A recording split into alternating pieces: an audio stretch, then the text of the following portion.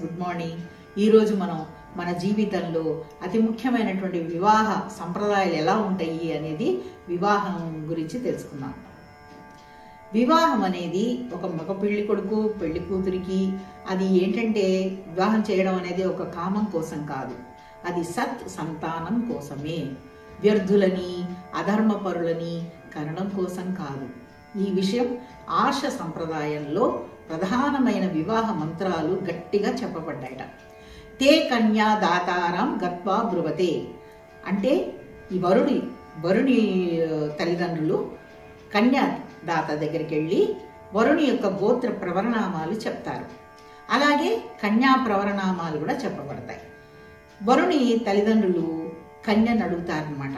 ఏమిటి? ధర్మపద సంపత్త్యర్థం రుణీమహే అంటే ధర్మప్రద దీనికోసం సంపత్తి కోసం, సంపత్తి అంటే సంతానం అన్నమాట, కోసం వరిస్తాను అంటే ఆ వరుడు చెప్తాట. ధర్మ ప్రజా సంపత్త్యర్థం సంపత్తి కోసం ఈ పిల్లని నేను వరిస్తాను, ధర్మబద్ధంగా కలిగే సంతానం కోసం అని అర్థం అన్నమాట.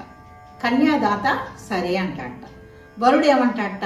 ధర్మ ప్రజా సంపత్త్యర్థం శ్రియముద్వహే అంటే ధార్మిక సంతానానికై ఈ స్త్రీని నేను వివాహం చేసుకుంటున్నాను అని అంటాట.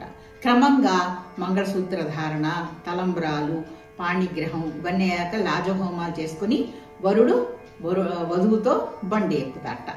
ఎక్కేసి తర్వాత ఏం చెప్తాడు?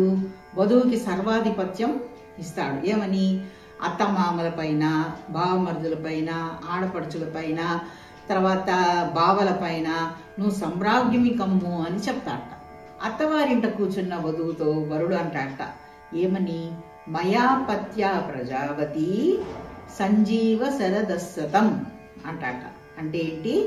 వధువుతో అంటాట అనమాట, సంతానవతివై నాతో 100 ఏళ్లు జీవించు అని చెప్తాట.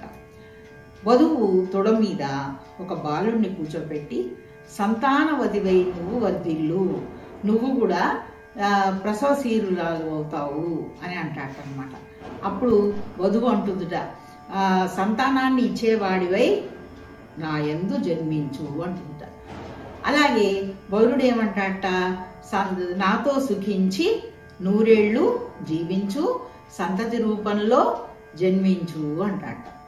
ఈ విధంగా ఎన్నో ఉంటాయి అన్నమాట. ఇవన్నీ సంతతి కోసం, చక్కటి సత్సంతానం కోసం వివాహం చేస్తారు. ఎన్నో చూస్తారు వివాహానికి, సంతతి ఎలా ఉంటుంది, ఇవన్నీ మంత్రాలు ఉచ్చరించడం వల్ల అవన్నీ కూడా ఈ పెళ్లి కొడుకు పెళ్లి కూతురు ఇవన్నీ ముచ్చట్లు అంటారు, పెళ్లి ముచ్చట్లని. అవే కాకుండా ఈ మంత్రాలు చాలా శక్తివంతమైనవి అన్నమాట.